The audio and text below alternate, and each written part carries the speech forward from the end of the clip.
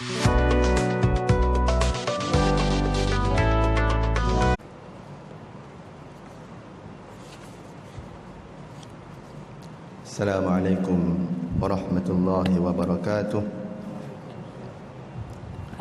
Bismillah walhamdulillah, wassalatu wassalamu ala rasulillah wa ala alihi wa sahbihi ajma'in. Subhanaka la ilma lana illa ma 'allamtana innaka antal alimul hakim. Allahumma faqihna fid din wa 'allimna at-ta'wil. Allahumma iftah 'alaina futuhal 'arifin warzuqna fahman nabiyyin wa ilhamal malaikatil muqarrabin. Amma ba'd. Alhamdulillah, pertama kali dan selama-lamanya ayuh bersama kita merafakkan syukur kepada Allah. Hanya saja dengan taufik, hidayah, Rahman, Rahim Allah, saya dan tuan-tuan, puan-puan, ibu-ibu, ayah-ayah sekalian dipertemukan pada malam ini. Pertemuan yang pertama kali, maka elok juga saya perkenalkan diri. Mungkin sebahagian daripada ibu-ibu, ayah-ayah dah kenal. Mungkin sebahagiannya tertanya-tanya siapa pula. Saya Ahmad Fakhruddin Muhammad Tahir. Alhamdulillah melaporkan diri di Masjid At-Taqwa sekitar bulan Mei yang lepas. Dan insya-Allah saya dihantar oleh Jawid ke sini untuk diamanahkan sebagai ketua imam. Jadi pada malam ini penting juga sebenarnya saya mengambil slot kuliah maghrib, bukan sekadar kita nak bincang sedikit sebanyak tentang tajuk pada malam ini. Pada masa yang sama ada satu slot untuk dapat saya berkomunikasi dengan tuan-tuan, puan-puan, ibu-ibu, ayah-ayah jemaah sekalian. Saya berumur 30-an, berasal daripada Kota Baru dan sekarang tinggal di Salak Selatan, Kuala Lumpur. Berumah tangga, ada isteri seorang dan anak pun seorang. Jadi tuan-tuan, puan-puan, saya mulai perbincangan pada malam ini dengan sepotong ayat. Allah Subhanahu wa taala berfirman melalui surah Ali Imran ayat 31. A'udzu billahi minasyaitonir rajim. Bismillahirrahmanirrahim. Qul in kuntum tuhibbunallaha fattabi'uni yuhibbukumullah wa yaghfir lakum dhunubakum wallahu ghafurur rahim. Maksudnya, katakanlah, jika kalian benar-benar mencintai Allah, maka ikutilah aku. Nescaya Allah mengasihi dan mengampuni dosa-dosa kalian. Allah Maha Pengampun lagi Maha Penyayang. Tuan-tuan, berdasarkan ayat ini, Imam Ibn Kathir di dalam tafsirnya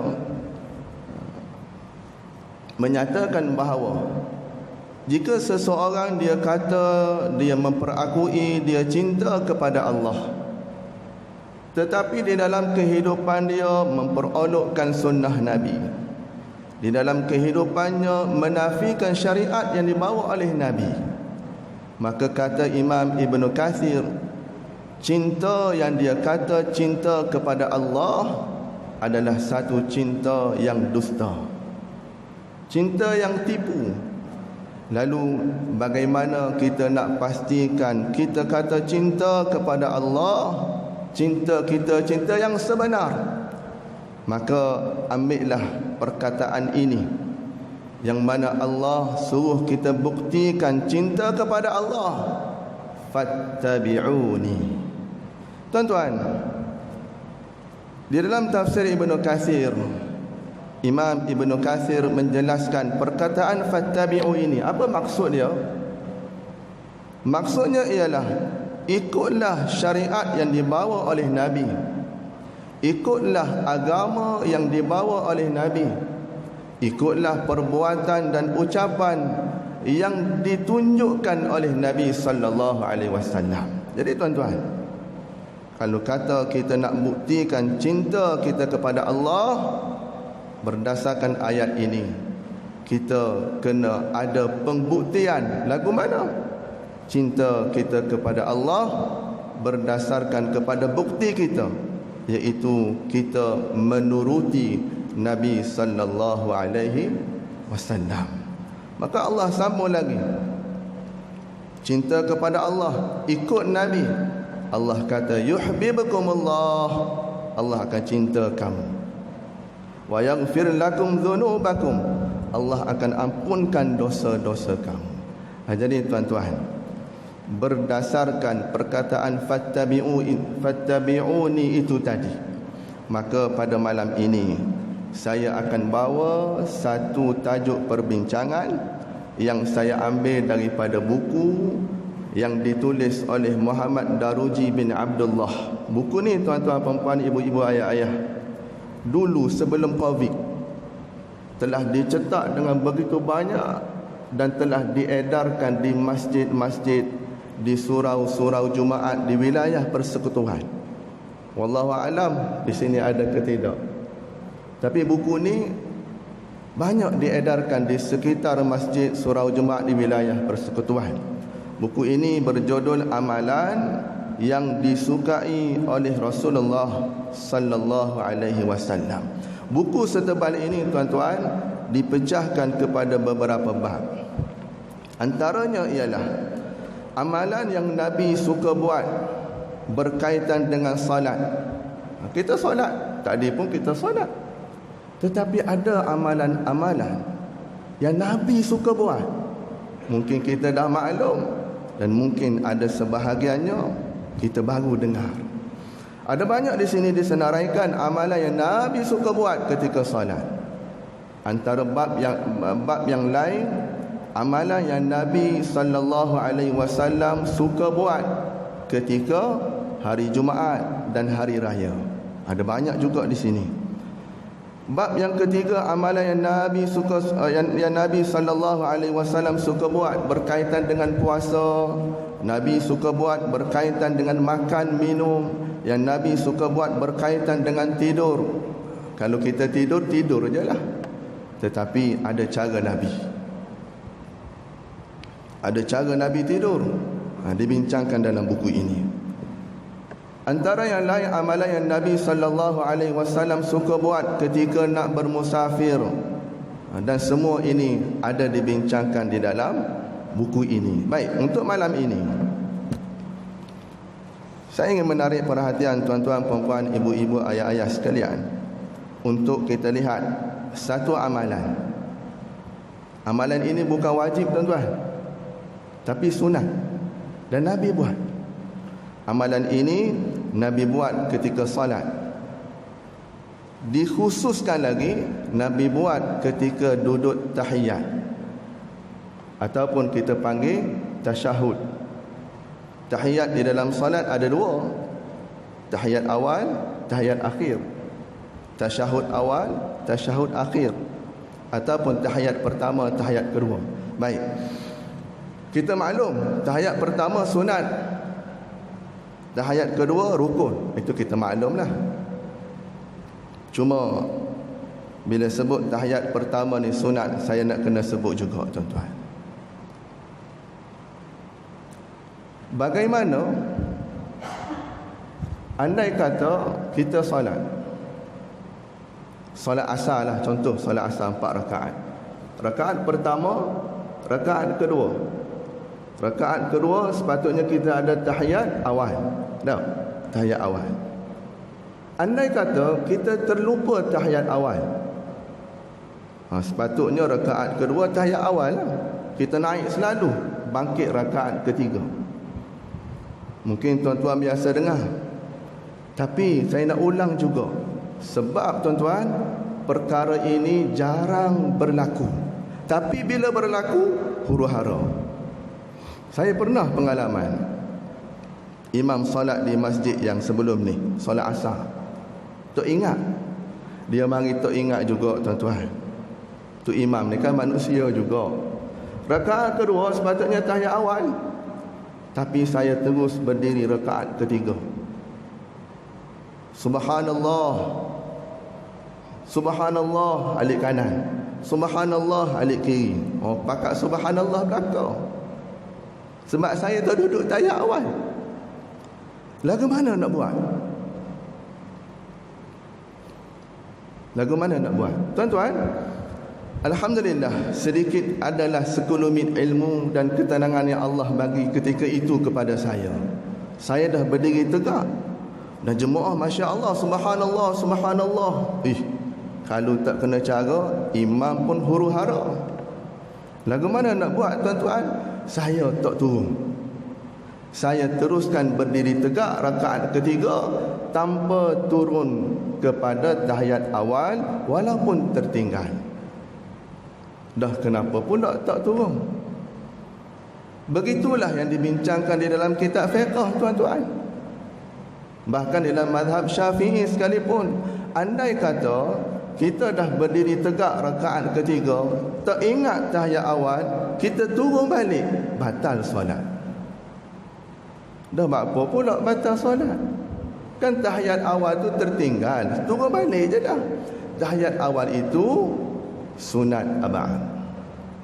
Jadi kalau dah bangkit tegak berdiri rakaat ketiga, tertinggal tahiyat awal, Subhanallah, Subhanallah, Subhanallah, jangan turun. Teruskan rakaat ketiga, rakaat keempat, tahiyat akhir sebelum salam sunat menurut mazhab Syafi'i, sujud sahwi. Selesai ya? Tapi tuan-tuan, sebab dia jarang berlaku. Kalau berlaku huru-hara, hari itu saya kena.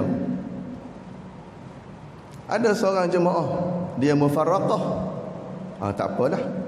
Ada jemaah dia ikut saya. Tak apalah. Ada jemaah duduk tak bangun-bangun. Sampai tahiyat akhir tak bangun lagi. Apa tak bangun ni? Saya tak tahu nak buat apa ustaz. Ada.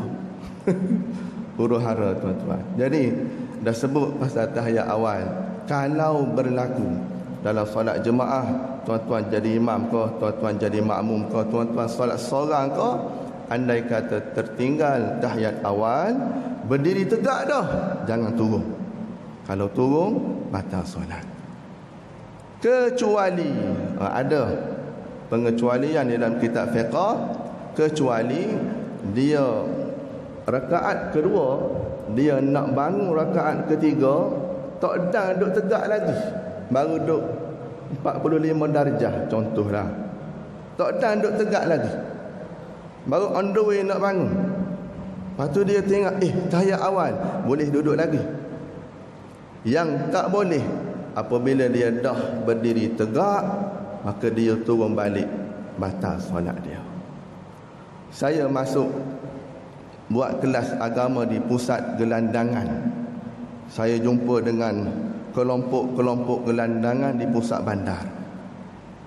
Adalah buat kelas fardu ain kepada mereka. Bila cerita pasal tahiyat awal ini, adalah seorang gelandangan ni. Tuan-tuan, gelandangan di Kuala Lumpur ni tuan-tuan, bukan jenis orang hok pakai pakaian koyak, tak cukup pakaian, tak manita. Gelandangan di Kuala Lumpur cukup sifat sihat walafiat, duduk gelandangan. Usia muda seawal 20-an ada duduk di pusat transit gelandangan. Bila kita buat kelas agama, bincang pasal tahiyat awal, ada seorang respon, ustaz, saya nak tanya sikit. Bagus dia.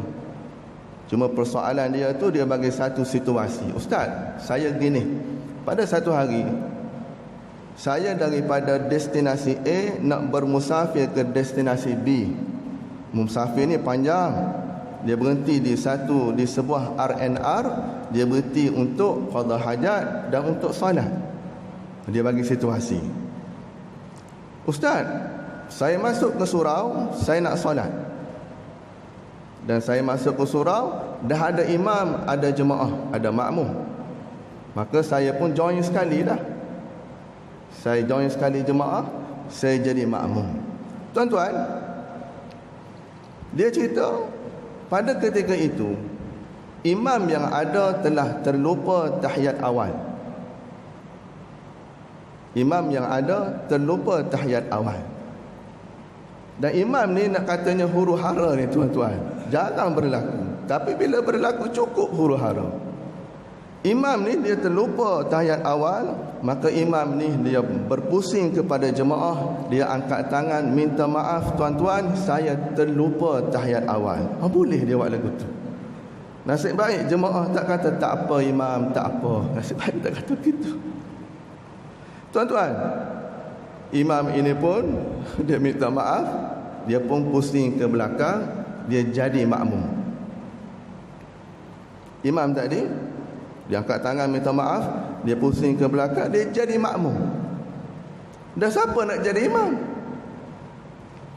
Gelandangan tadi, kau tanya soalan tadi, dialah melangkah ke depan jadi imam. Bagus dia, berani dia. Sebab tu imam duduk belakang imam ni kena orang yang arif. Bila berlaku sesuatu, yang belakang imam itulah yang akan take action. Tuan-tuan, gelandang ni pun pergi depan, dia pimpin imam, dia pimpin jemaah. Oh bagus. Awak buat apa? Saya ustaz, bila saya pergi depan, saya turun balik. Imam yang asal tadi terlupa tahiyat awal. Yang gelandangan ni ganti imam, dia turun balik tahiyat awal. Lepas tu jemaah macam mana? Jemaah ikut saya ustaz. Imam tadi duduk depan, dia pergi belakang jadi jemaah. Imam tadi pun ikut saya juga. Allah. Saya kata solat awak batal, solat jemaah yang ikut awak batal, solat imam tadi 2 kali batal. Huru-hara tuan-tuan. Jadi kalau berlaku maka bertenang. Andai kata sudah berdiri tegak, jangan turun balik. Kecuali berdiri tak sempat nak tegak, turun balik tak apa. Tahiyat akhir rukun wajib. Kalaulah 4 rakaat, contoh solat asar, sepatutnya tahiyat akhir, tetapi dah teringat makan musangking banyak sangat, mai pula rakaat kelima, subhanallah, Allah, terlebih rakaat pula, dia pun turun balik, tak apa. Sebab tahiyat awal rukun. Yang tak boleh ialah tahiyat awal sahaja. Tahiyat akhir, kalau dia dah lebih 5 rakaat, turun balik tak apa. Yang tak boleh tahiyat awal, bila dia dah tertinggal berdiri tegak, tak boleh turun balik. Kalau dia turun juga, maka solat dia tidak sah dan terbatal. Wallahu a'lam. Baik. Ketika at-tahiyat, Nabi sallallahu alaihi wasallam suka melakukan beberapa perkara yang mana sunat juga untuk kita buat. Perkara ini tak wajib tuan-tuan, tetapi sunat.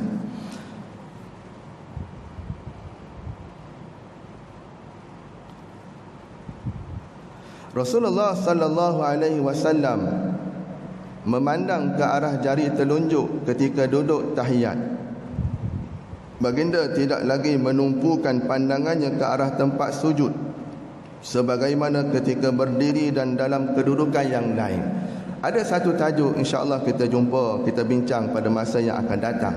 Ketika solat berdiri, rukuk, i'tidal, sujud, duduk antara 2 sujud, mata Nabi akan diarahkan, ditumpukan kepada tempat sujud. Ini bab yang lain. Cuma nak cerita pada malam ini, ya, dalam solat Nabi akan arahkan pandangan ke tempat sujud. Kecuali satu tempat sahaja Nabi akan lihat kepada isyarat jari telunjuk. Bila? Ketika duduk tahiyat. Nabi akan menumpukan pandangan kepada isyarat jari telunjuk.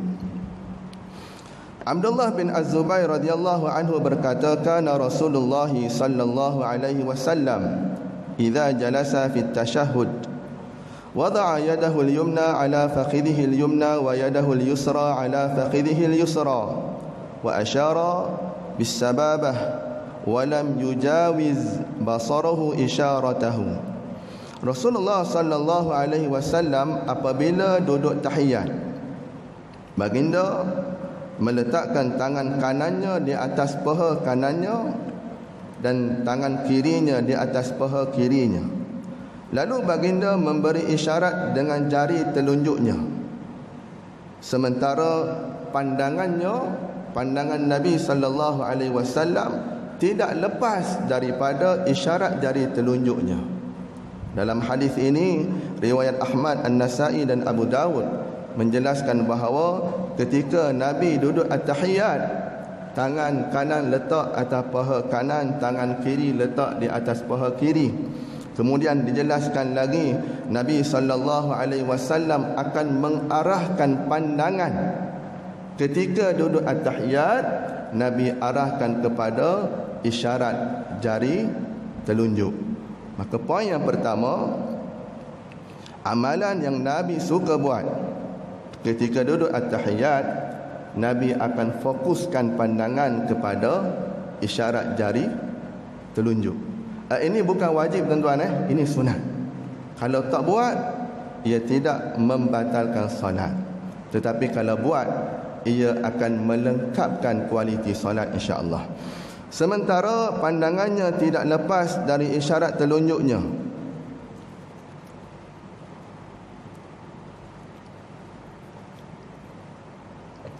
Maksudnya baginda selalu melihat jari telunjuknya sepanjang duduk bertahiyat ataupun sepanjang duduk tasyahud, daripada mula-mula duduk tahiyat sampai habis tahiyat. Baginda akan memfokuskan pandangan kepada isyarat jari telunjuk. Sama ada tahiyat awal ataupun tahiyat akhir. Jadi tuan-tuan, tahiyat awal kita boleh guna pakai, tahiyat akhir juga kita boleh guna pakai, iaitu memfokuskan, mengarahkan pandangan kepada isyarat jari telunjuk. Ada hikmah yang cukup besar tuan-tuan. Antara hikmah mengarahkan pandangan kepada isyarat jari telunjuk ketika at-tahiyat ialah, yang pertama, dapat menjaga pandangan. Duduk tengok kerusi dan tak terarah, fokuskan kepada isyarat jari telunjuk. Hikmahnya ialah pandangan akan terjaga. Hikmah yang kedua, bila pandangan terjaga, khusyuk dalam solat akan hadir insya-Allah. Khusyuk dalam solat akan hadir. Kalau solat pandangan tak jaga, duk tengok kipas musim, duk tengok sejadah, duk bilang berapa tiang dalam sejadah. Kan dalam sejadah tu ada masjid, duk kira tiang masjid dalam sejadah, tak guna. Khusyuk tak ada. Hikmah memfokuskan pandangan ialah pandangan terjaga, dan insya-Allah khusyuk di dalam solat Allah akan hadirkan dalam diri. Baik. Perkataan isyarat telunjuk di sini mengandungi banyak makna yang melahirkan sejumlah pendapat ulama yang berbeza. Ada yang mengatakan sekadar mengangkat jari telunjuk daripada awal tahiyat hingga akhir. Ini satu lagi. Diceritakan tentang isyarat jari telunjuk. Maka ada perbincangan dalam kalangan ulama. Hak ni tak wajib tuan-tuan . Bukan kata wajib ni, tapi sunat. Tapi dibincangkan oleh ulama. Sebab apa? Sebab Nabi buat. Kalau kita buat, insya-Allah pahala lebih dapat.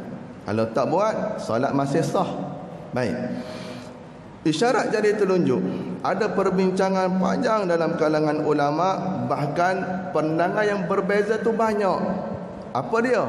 Antaranya mengenai bilakah nak diangkat jari telunjuk ini. Kan? Tuan-tuan pernah tengok orang musing macam helikopter musing, dah tengok? Ataupun dia getar, gede. Ada macam-macam versi. Macam-macam. Maka tuan-tuan, pandangan ulama juga ada macam-macam. Antaranya, ada yang mengatakan sekadar mengangkat jari telunjuk daripada awal tahiyat hingga akhir. Pandangan pertama direkodkan di dalam buku ini, bermula dengan tahiyat sampai habis tahiyat duk tegak gitu dah, tak gerak. Ini pandangan pertama. Pandangan yang kedua, ada yang mengatakan cukup dengan hanya mengisyaratkan jari telunjuk ke atas setiap kali disebut nama Allah. Pandangan yang kedua, kan kita baca doa at-tahiyat, at-tahiyatul mubarakatus salawatut tayyibatu lillah. Setiap kali sebut nama Allah, diangkat jari telunjuk ke atas. At-tahiyatul mubarakatus salawatut tayyibatu lillah, angkat, jatuh balik. Assalamu alayka ayyuhan nabiy wa rahmatullah, kan Allah, angkat, wa barakatuh. Assalamu alayna wa ala ibadillah, angkat, is-salihin. Ashhadu an la ilaha illallah, tu, wa ashhadu anna muhammadar rasulullah. Setiap kali disebut nama Allah, jari telunjuk diangkat ke atas. Ini salah satu pandangan daripada para ulama. Ada pandangan yang mengatakan bahawa menggerak-gerakkan jari telunjuk sepanjang tahiyat. Ini ada. Kita jumpa kan orang gerak deng tak berhenti tuan-tuan. Daripada A sampai Z, awal tahiyat sampai habis tahiyat, dia gerak tak berhenti. Ada pandangan yang berpandangan sedemikian. Jadi tuan-tuan, kepada kita nak pilih hak mana? Tuan-tuan, untuk itu saya merujuk kepada pihak yang berautoriti. Kita nak mengharmonikan keadaan sebab pandangannya cukup banyak. Maka saya melihat merujuk kepada pejabat mufti wilayah persekutuan. Melalui portal ataupun website pejabat mufti, ada satu artikel yang telah diterbitkan, dan artikel ini bertajuk Bilakah perlu mengangkat jari telunjuk ketika tahiyat? Artikel ni panjang tuan-tuan. Bolehlah tuan-tuan boleh search sendiri dan boleh rujuk kepada tajuk Bilakah perlu mengangkat jari telunjuk ketika tahiyat. Saya ambil satu perenggan ringkasnya untuk menjawab persoalan ini, sebab banyak sangat cara ni. Kita nak ambil yang mana? Kami, yakni pejabat mufti, menyatakan bahawa menurut pandangan mazhab Syafi'i, dah kita duduk Malaysia, mazhab Syafi'i, jari telunjuk hendaklah diangkat ketika mula melafazkan illallah sewaktu tasyahud, iaitu pada huruf hamzah dan pada kalimah illa. Gini tuan-tuan, kita duduk tahiyat, standby dah gini, cuma tak tegak lagi, tak angkat lagi. Bacalah at-tahiyatul mubarakatus salawatut tayyibatu lillah. Assalamu alayka ayyuhan nabiy wa rahmatullahi wa barakatuh. Assalamu, duduk gini dah. Assalamu alayna wa ala ibadillahi salihin. Ashhadu an la ilaha illallah, baru angkat. Ashhadu an la ilaha illallah. Bahkan didetailkan lagi, bermula dengan perkataan i, illa, hamzah baris bawah, i itu angkat.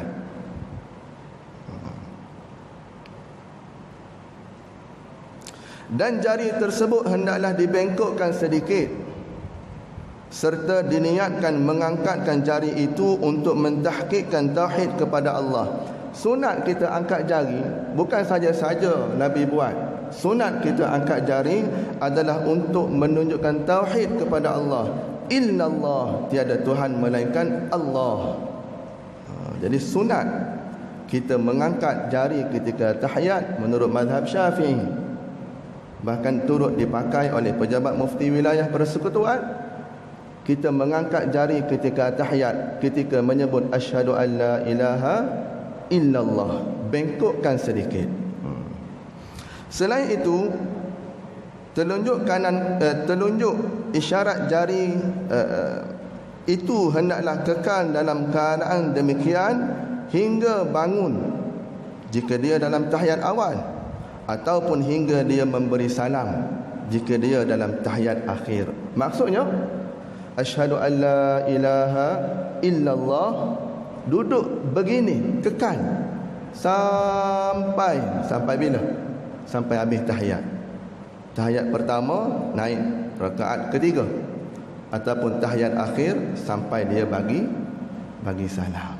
Jadi tuan-tuan, nak selamat, nak harmoni, ikutlah cara yang telah ditunjukkan oleh pejabat mufti wilayah persekutuan dengan memegang pandangan mazhab Imam Asy-Syafi'i. Jadi bila dah sama belaka, solat kita tak terganggu. Tapi kalau seorang musing, seorang duk gedeg-gedeg, kita jadi terganggu. Duk tengok dia musing sebelah.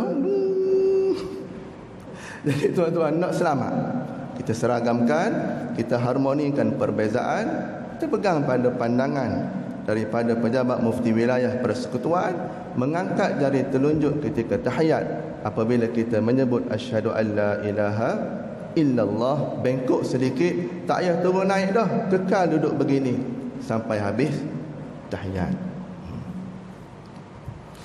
Tuan-tuan, sekali lagi saya ulang, ini bukan wajib, sunat sahaja. Kalau tak buat, tidak membatalkan solat.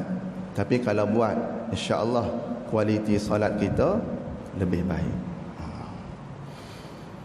Mungkin ada persoalan. Kan kita angkat ni jari telunjuk belah kanan. Kalau jari telunjuk ni putus. Baru ni viral main bola antarabangsa. Lawan terpijak kaki, patah dua kaki. Allah. Tak tahulah buat lagu mana. Boleh sambung balik ke tidak, wallahu a'lam.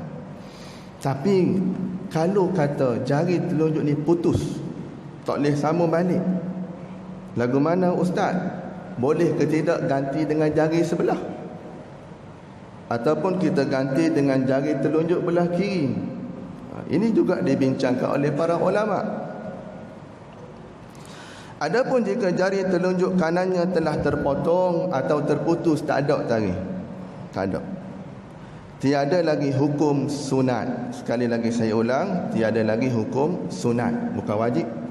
Tiada lagi hukum sunat mengangkat jari ketika tasyahud, serta dimakruhkan untuk mengangkat jari telunjuk dengan tangan kiri. Jadi tuan-tuan, puan-puan, ibu-ibu, ayah-ayah, andai kata jari telunjuk belah kanan ni tak ada, terpotong, terputus, maka tidak ada lagi sunat untuk mengangkat jari ketika tahiyat.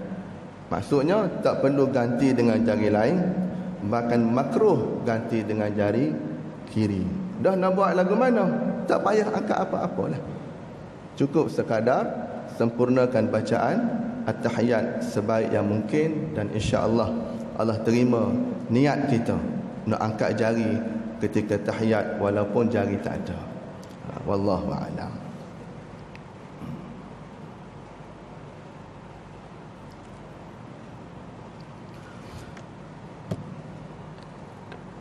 Semuanya ada disebutkan di dalam kitab-kitab fiqh. Jadi ada banyak pandangan tadi. Tuan-tuan nak ambil yang mana boleh ambil. Nak ambil yang bergerak tak berhenti boleh. Nak ambil yang bergerak bila disebut nama Allah boleh. Tetapi kita nak harmonikan keadaan. Sebolehnya kita nak sama belaka, maka peganglah mazhab, pandangan mazhab Syafi'i yang telah digazetkan oleh pejabat mufti. Angkat ketika menyebut asyhadu an la ilaha illallah, sedikit bengkok, berkekalan begitu sampai habis at-tahiyat. Okey, baik.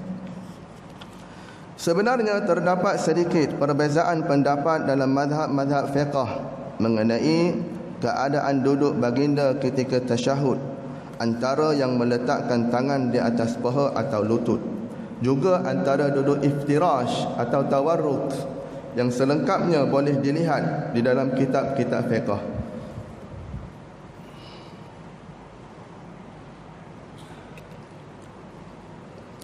Masing-masing mazhab mempunyai dalil daripada hadis-hadis yang boleh dipercayai.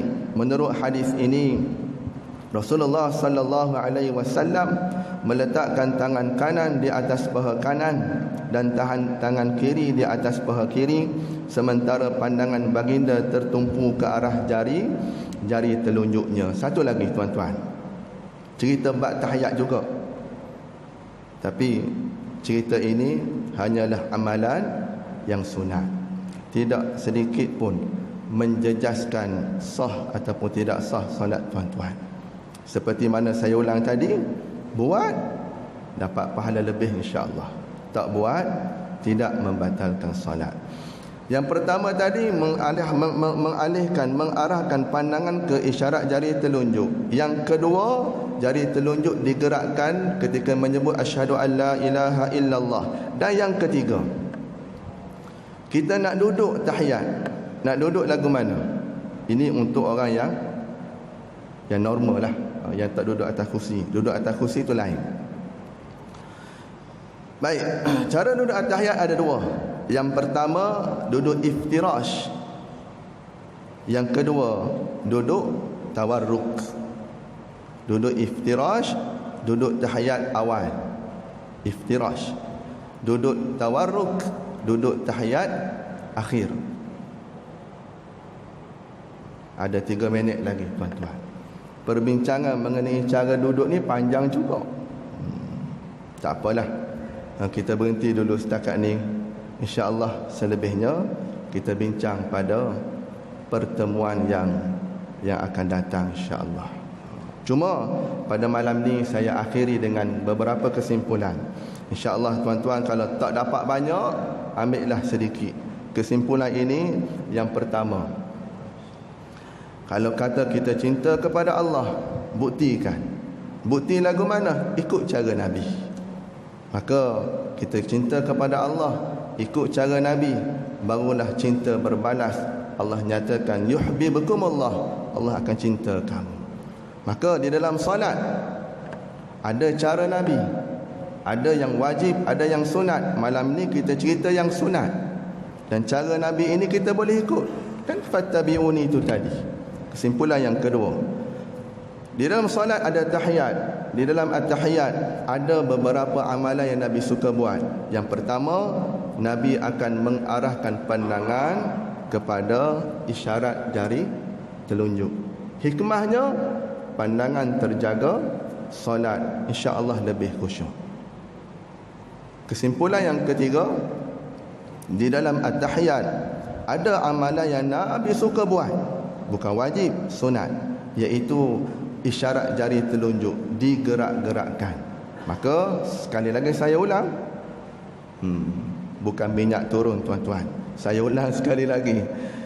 Ketika jari digerakkan, bila asyhadu an la ilaha illallah, angkat, dibengkokkan dan tidak digerakkan sampai habis tahiyat.